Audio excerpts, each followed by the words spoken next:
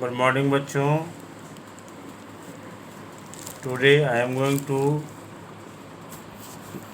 Describe a chapter force and laws of motion. Force is that physical cause which either change or try to change position, direction, speed or shape of an object. This definition of force is according to effects of force. Okay.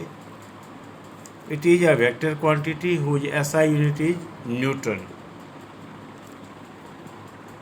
Mainly there are two types of force which we have to study here: balanced force and unbalanced force.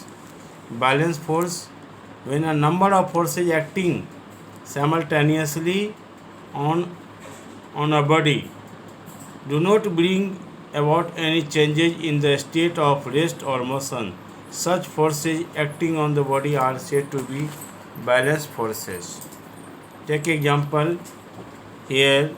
Two forces are acting on an object which is A, and they are acting in different direction. These two forces are equal in magnitude, but their direction is opposite. It is why this force can't bring any change in state of body. Such forces are said to be as balanced force. Second one is unbalanced force. When a number of forces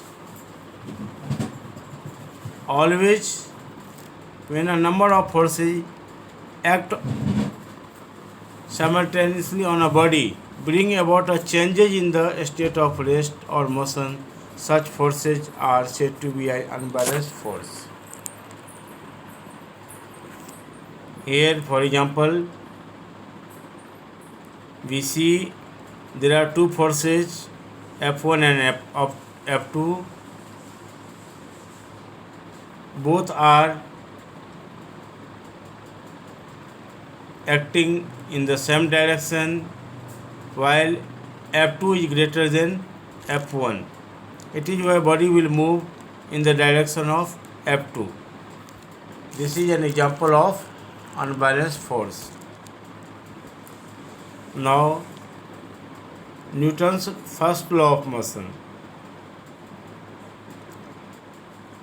According to Newton's first law of motion, a body will remain in the state of rest or uniform motion until an unbalanced force acts on this. That is, every object of this universe have tendency to remain in its previous state. That is, if a body is at rest, it have tendency to remain at rest. If it is in motion, it has tendency to be remain in motion until an external force or unbalanced force act on this.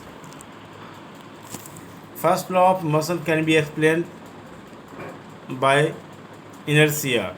Now, inertia word has been derived from inert words. Inert means inactive. That means inertia is that property of an object due to which it resists change in its previous state. That is, a state of rest or a state of uniform motion. And inertia is directly proportional to the mass of an object.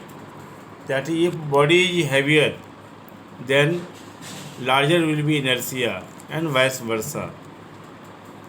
Now comes to next topic, linear momentum. Momentum is defined as a quantity of motion contained in any object is called as momentum, and mathematically it is expressed as the product of mass and velocity of the object, and it is represented by P, and P is equal to m into V. SI unit of SI unit of linear momentum is kilogram meter per second. Now, Newton's second law of motion. The rate of change of momentum is directly proportional to applied force. To derive second law of motion, we will consider on an object having mass m and initial velocity u. After t time, its velocity changes to v.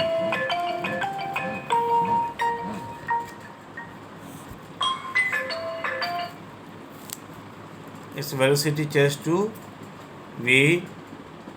Then f is directly proportional to mv minus mu. mv means final momentum and mu is initial momentum. Thus, it may be written as m v minus u by t, and v minus u, as you know that from first equation of motion, v minus u by t is equal to a. Thus, f is directly proportional to ma, and f will be equal to k into ma. Here k is a constant which we have taken to remove sign of proportionality. Here unit of force is so chosen that value of k will be equal to 1. Thus, f is equal to ma, which is second law of motion. And from this, another second law of motion can be stated as acceleration produced in an object is directly proportional to the applied force and inversely proportional to its mass.